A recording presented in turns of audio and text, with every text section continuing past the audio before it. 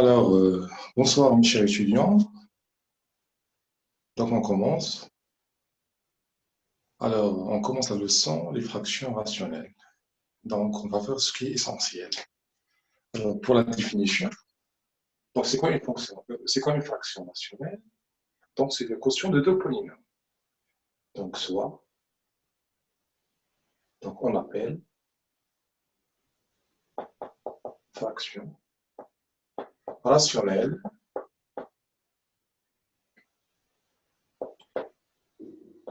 toute expression de la forme. C'est très simple. F fraction A sur B.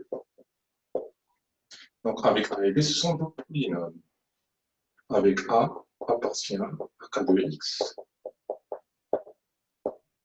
et B appartient à K de X. Alors je vous rappelle que K de X désigne l'espace des polynômes. Donc l'ensemble des fractions rationnelles est noté comme ça, K de X. Donc K de X avec X en parenthèse désigne les fractions rationnelles. Donc si on compare K de X avec K de X, donc K de X, l'espace des polynômes, inclut donc K de X, l'espace des fractions. Donc chaque polynôme est une fraction. Alors le degré d'une fraction, donc on va étendre la notion de degré, donc soit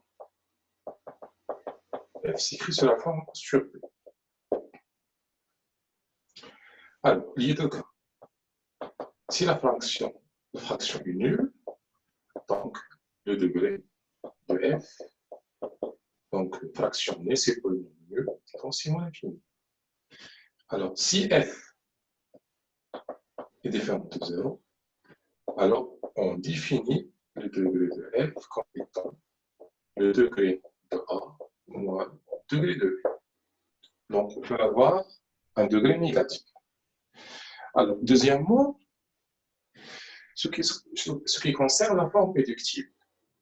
Donc, c'est comme les quotients des entiers relatifs, ça veut dire le GCD égale à 1. Donc, maintenant, on va appliquer la même chose sur les fractions. Alors, soit F, une fraction qui s'écrit sur la forme sur B. Toujours avec A appartient que de X et B un polynôme en nul.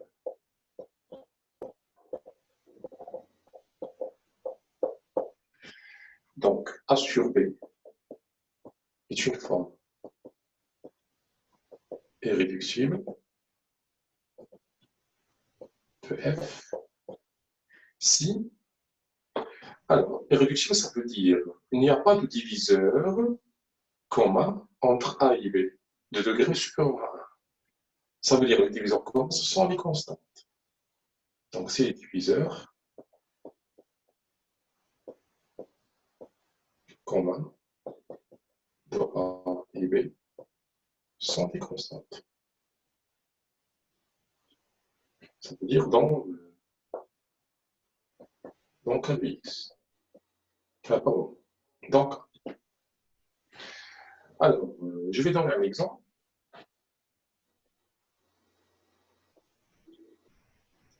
Alors, prenons F égale, par exemple, X sur X carré plus X. Alors, vous voyez bien que cette écriture, c'est une fraction qui n'est pas irréductible. Parce qu'il y a un diviseur commun entre X et X carré plus X. Donc, diviseur commun, c'est X. X n'est pas une constante. C'est au degré supérieur, degré égal à 1. Donc, si on prend cette écriture, donc X sur X carré plus X n'est pas irréductible. Ça veut dire qu'il n'y a pas une écriture irréductible de F. Par contre, si on fait comme ça, on factorise par X. Donc, ça donne X fois X plus 1. Donc, ça donne 1 sur X plus 1. Donc, 1 sur X plus 1 est une forme irréductible. Alors, tout simplement, une forme irréductible, ça veut dire dénominateur et numérateur, les diviseurs communs, ce sont les constantes. Ça veut dire que ce sont deux points non pas associés. Alors, passons maintenant. Donc, quatrièmement, la partie entière et la partie polaire. Donc la partie entière, pardon. Donc, en général, soit c'est écrit sur la forme assurée. La fraction soit un cas de x. Donc, on peut écrire f sur la forme E plus f avec E est un polynôme, c'est-à-dire le E appartient à cas de x, et f est une fraction, donc de x, avec ce qui est essentiel, avec le degré de f inférieur strictement à 0, le degré négatif. Donc, E s'appelle la partie entière. Pardon, donc, parce que même mettre, donc, je peux ici écrire R, donc degré de R. Alors, E s'appelle la partie entière de F, et R s'appelle la partie polaire de F. Alors, avant d'entamer les démonstrations, je vais donner un exemple. Alors, exemple. Alors, prenons f par exemple égale x à la puissance 3 plus 1 sur x carré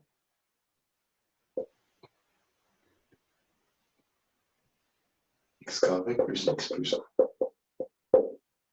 Donc, vous remarquez que le degré de f égale degré de x carré plus 1, donc 3, moins 2, donc c'est 1. Et le 1, c'est le degré de la partie entière. Alors, pour ce faire, c'est naturel, on va faire la division euclidienne. Donc, si on prend la division euclidienne, on cherche la partie entière.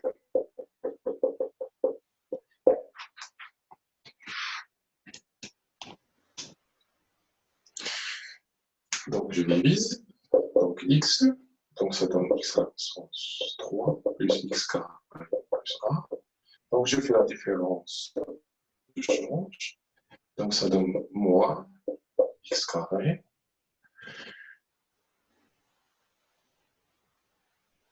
Pardon, ici c'est moins x. Donc, moins x carré. Moins x plus 1. Voilà. Donc, c'est moins x.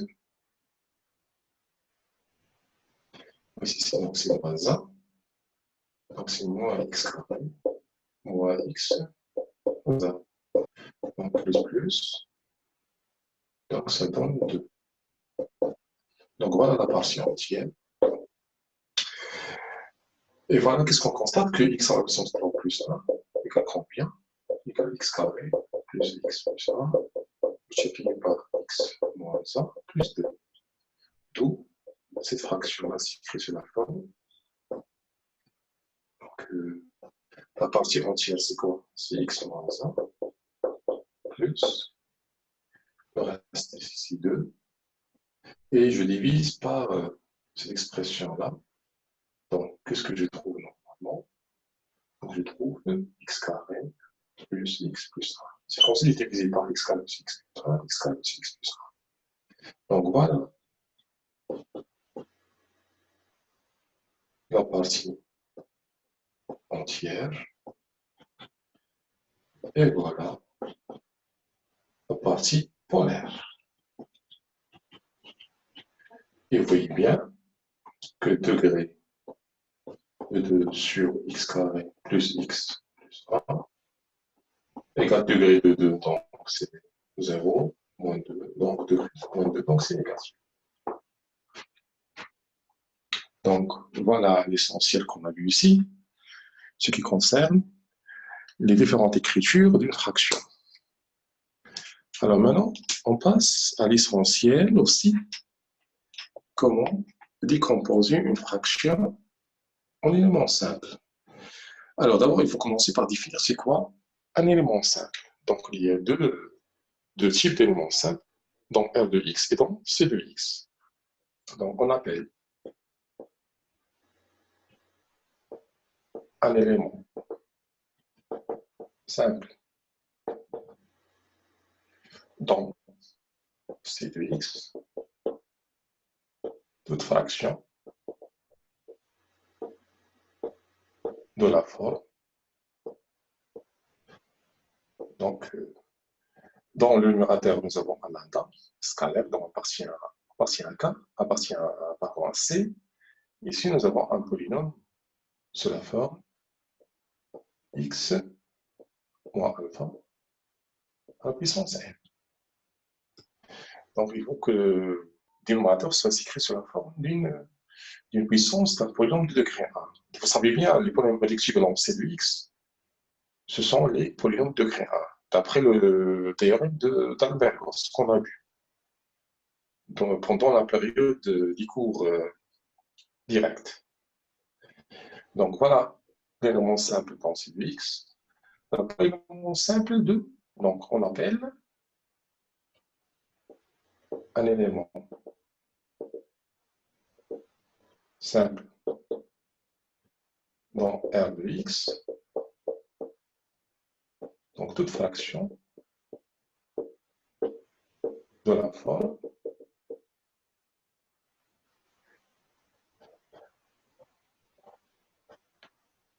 donc, de la forme soit lambda sur x moins 1 à la puissance n, ou voilà l'essentiel, ou la forme bêta x plus gamma, ça veut dire un polynôme de degré inférieur ou égal à 1 sur un polynôme de degré 2.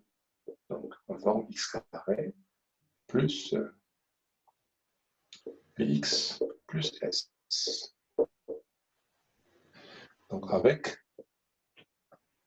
donc le delta ici, p carré moins 4s doit être inférieur à 0. Alors, on sait que les polynômes qui sont réductibles dans R de x, ce sont les polynômes de degré 1 et les polynômes de degré 2 de discriminant négatif. Donc voilà, on a défini les deux éléments simples dans C de x et dans R de x. Donc maintenant, on passe à la décomposition en éléments simples. Donc on sait qu'il y a deux types de décomposition. Donc maintenant, décomposition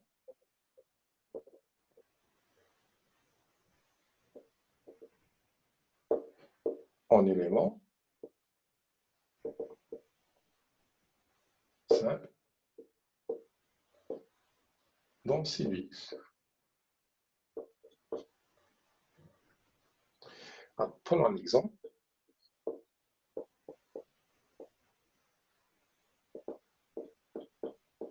Donc, je prends par exemple f égale x sur x moins 1 moins x plus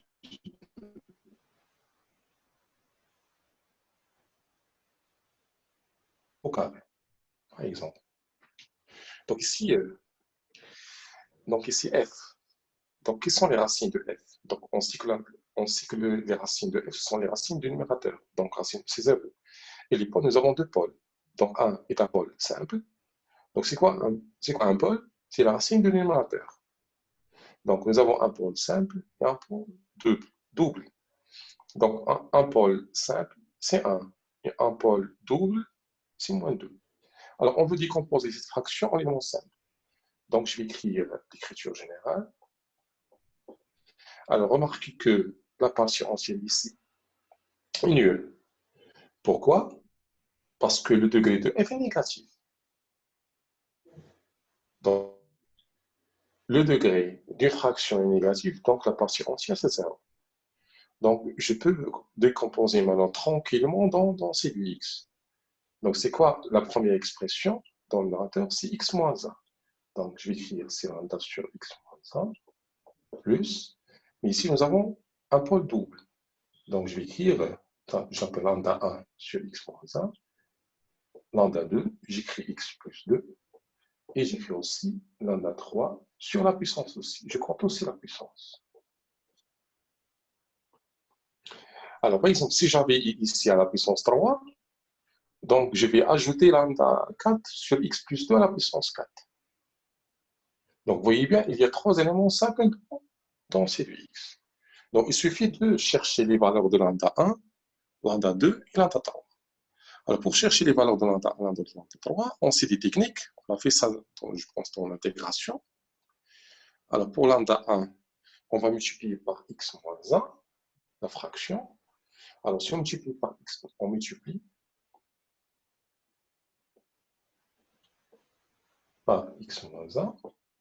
Donc, si je multiplie x moins 1 fois f, donc ça donne x sur x plus 2 tout au carré, égale lambda 1 plus lambda 2 sur x plus 2 multiplié par x moins 1 plus lambda 3 fois x moins 1 sur x plus 2. Alors maintenant, on passe aux fonctions fractions, donc fractions fonctionnelles. Donc je vais changer le grand X en plus X pour définir une fonction et je remplace X par 1. Donc, on trouve lambda 1. Donc, on va trouver lambda 1 égale combien?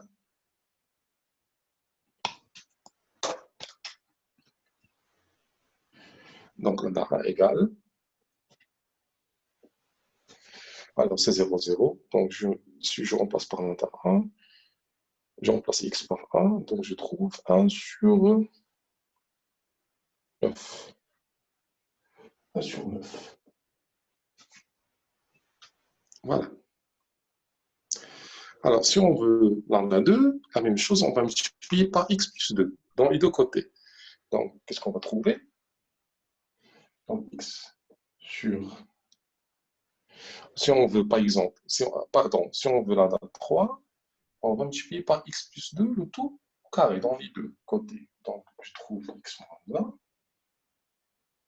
1 égale lambda 1, x moins x plus 2 au carré sur x moins 1,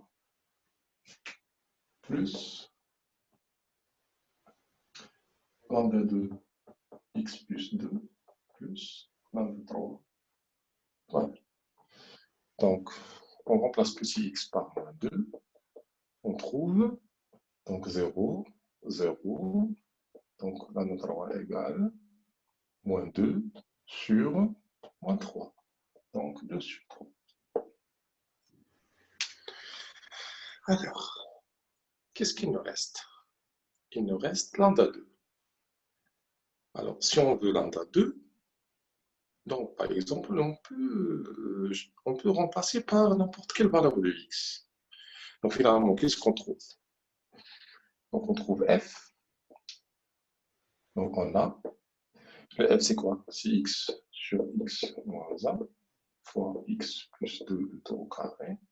Après, je vais vous donner des autres astuces pour, pour compter, pour calculer le scalaire associé à moins 2. Parce que c'est un pôle double. Donc, je prends la relation. Donc, on a trouvé combien? 1 sur 9 fois x moins 1, plus 2 sur 3 sur x moins 2, x plus 2 au carré, plus lambda 2 sur x plus 2. Alors, si on remplace x par 0, donc ici, c'est quoi? C'est 0. Donc, 0 égale moins 1 sur 9, plus 2 sur 3 sur 4. Donc, ça devient 1 sur 6. Donc, sur 4. Donc, 1 sur 6. Voilà. Plus lambda 2 2. Donc, lambda 2 sur 2 égale combien? 1 sur 9, 1 sur 6. Donc, lambda 2 égale. Donc, je multiplie par 2. Donc, 2 sur 9, moins 1 sur 3. Donc, ça donne 3, donc moins 1 sur 9. Donc, finalement, le f s'écrit sous la forme, donc se décompose en éléments simples dans C de x sous la forme, moins 1 sur 9 sur x moins 1, plus moins 1 sur 9 sur x plus 2, plus 2 sur 3 sur x plus 2 le tout au carré. Alors maintenant, on passe au deuxième exemple. Alors si on prend f égale par exemple, on prend la fraction suivante, 1 sur x carré sur... Donc on trouve 1, on prend 1 sur x carré plus x plus 1. Alors on veut la décomposition dans c de x. Alors vous voyez là, ça c'est pas un élément simple dans c de x, c'est un élément simple dans de x. Donc puisque x carré plus x plus 1 est réductible, donc je peux factoriser. Donc avant d'entamer la décomposition, donc je peux écrire sur la forme x. Donc vous voyez bien que j est une racine de x carré plus x plus 1, donc c'est un pôle. Donc x moins j, facteur de x moins j bar. Et maintenant je décompose, donc c'est lambda sur x moins j plus, donc je l'appelle lambda 1, lambda 2, sur x moins j bar. Donc je continue après, donc je prends ça en photo.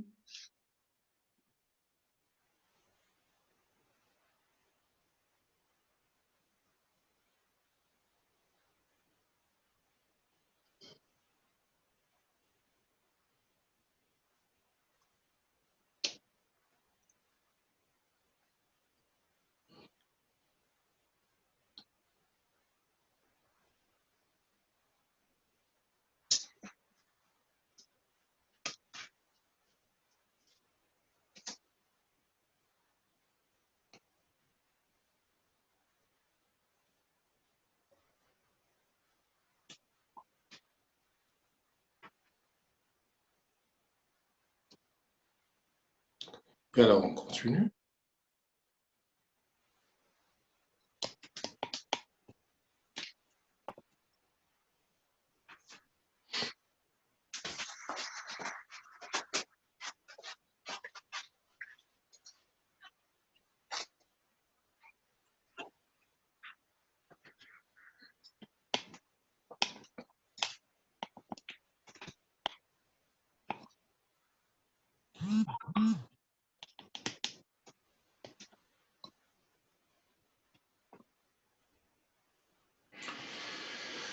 Alors, le f égale combien?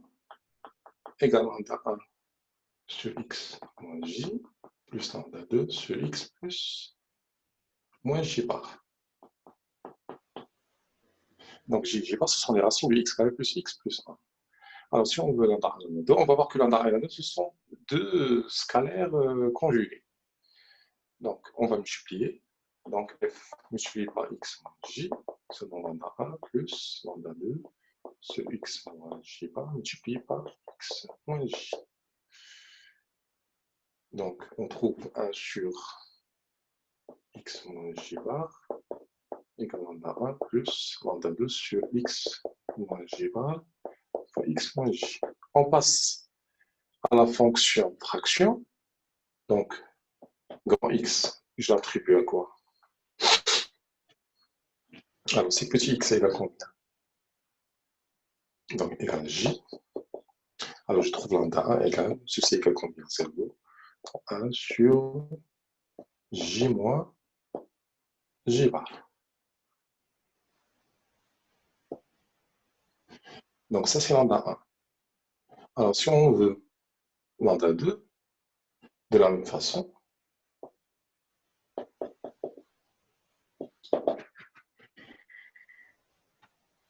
alors on va multiplier par x moins j bar, x moins j bar, ça devient x, donc lambda 2, en 1 sur j bar moins j. Alors, si on veut simplifier lambda 1,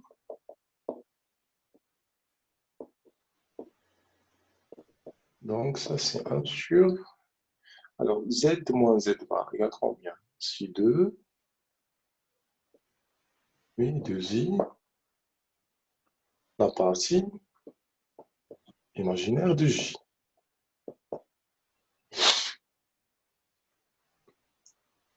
Donc c'est 1 sur 2i, partie imaginaire de j, donc on sait que j égale combien? Donc c'est donc le j, c'est exponentielle i de p sur 3. Donc cosinus de p sur 3, c'est combien? C'est moins z de i plus i racine 3 sur 2. Donc voilà la j. Donc la partie imaginaire, c'est racine 3 sur 2. Donc je trouve lambda 1 égale,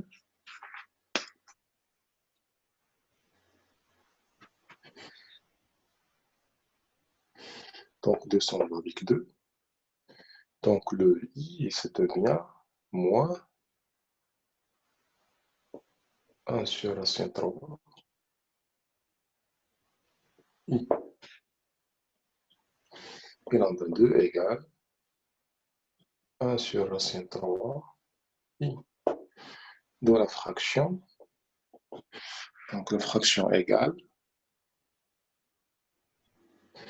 donc pour lambda 1 c'est moins 1 sur racine 3 i sur x moins j plus 1 sur racine 3 i sur x moins j bar. Donc si on factorise par 1 sur racine 3 i, donc ça va devenir 1 sur x moins j moins 1 sur x moins j bar.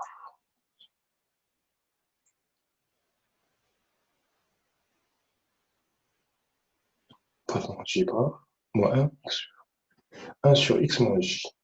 Donc voilà la décomposition de f, donc c'est le x.